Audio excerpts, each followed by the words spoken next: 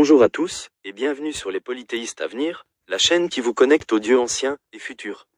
Aujourd'hui, je vous présente un dieu souvent oublié, mais essentiel, Héphaïstos, le dieu du feu sacré et du métal divin. Héphaïstos est né boiteux, sur le mont Olympe. Héra, sa mère, dégoûtée, le jeta du mont Olympe, car elle s'attendait à ce qu'un de ses rares enfants avec Zeus soit aussi beau et élégant que son père. Éduqué par la Néréide Thétis, il grandissait soit dans un château sous la mer, soit dans une grotte où il forgeait.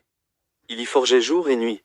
Réalisant que ce n'était pas normal qu'il soit le seul dieu, qui ne pouvait pas manger à la table des dieux sur le mont Olympe, il eut un plan. Il fabriqua de ses mains un beau trône pour sa mère Héra.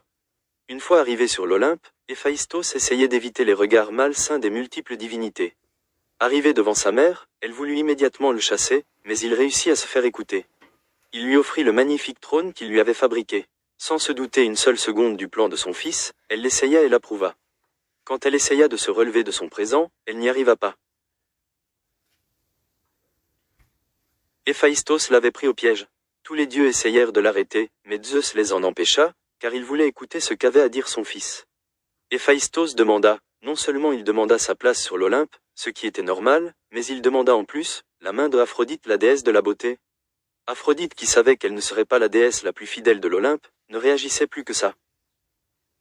Mais Héra savait que si elle refusait, elle serait coincée sur ce trône à jamais. Zeus prit la décision et fiança les deux dieux. Héra put garder son trône après libération. Malgré leur mariage, Aphrodite et Héphaïstos n'eurent pas d'enfants, mais la déesse en aura une ribambelle avec ses innombrables amants. La déesse de la sagesse et des stratégies guerrières, Athéna aimait bien rendre visite aux dieux dans sa forge. Héphaïstos appréciait être observé par une des plus belles déesses de l'Olympe. L'ennemi juré de Athéna, le vicieux Poséidon, alla glisser à l'oreille de Héphaïstos les désirs de la déesse. Heureux de penser que enfin une personne le trouve attirant, il fit des avances à la déesse qui venait juste de rentrer dans la forge. Elle le repoussa, car elle voulait conserver sa virginité. Étonné, le lendemain, Héphaïstos tenta une approche physique. Il éjacula sur le genou de la déesse.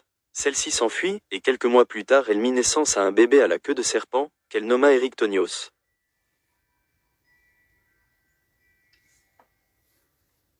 N'oubliez pas de liker et de vous abonner pour découvrir plein d'autres histoires.